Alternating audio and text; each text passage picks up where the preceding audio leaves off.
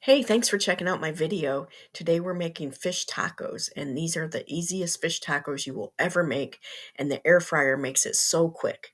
No, they aren't authentic Mexican fish tacos, but they are delicious and easy, which works great when you're short for time. You need very few ingredients: pre-made fish fillets, coleslaw mix, any cheese of your choice, tortillas, and a homemade bang bang sauce or anything you want to dress the tacos with. And don't forget to use an air fryer liner. I swear by them. My air fryer stays nice and new without getting all the baked on food on it. And I'll put a link down in this description in case you're interested in getting any. I cooked the fish for about 6 minutes, flipped and cooked for another 5 minutes until crisp. While they cooked, I made the sauce. It's just equal parts mayonnaise and sweet chili sauce, and I'm a big fan of the G. Hughes sugar-free chili sauce. It's really good, sweet and spicy.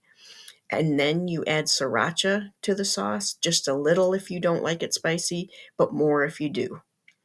I warmed the tortillas in a skillet and put a fillet on each tortilla, added cabbage, cheese, and sauce. It's as simple as that. And if you aren't up to making the sauce, simply use sour cream, ranch dressing, or salsa as a sauce. And you can always use lettuce instead of cabbage if you prefer. It's just so easy and so good. And here's a tip if you're in a really big hurry: start the fish in the microwave for about 90 seconds. Then they cook even faster in the air fryer, probably only about 3 minutes on each side. If you're looking for more thrifty videos, check out my YouTube channel. It's Rhonda's Thrifty Kitchen. And do me a favor, hit subscribe. It's free to you and it helps me to be able to make more videos. I hope you enjoyed my video and I hope you make some yummy fish tacos at your house.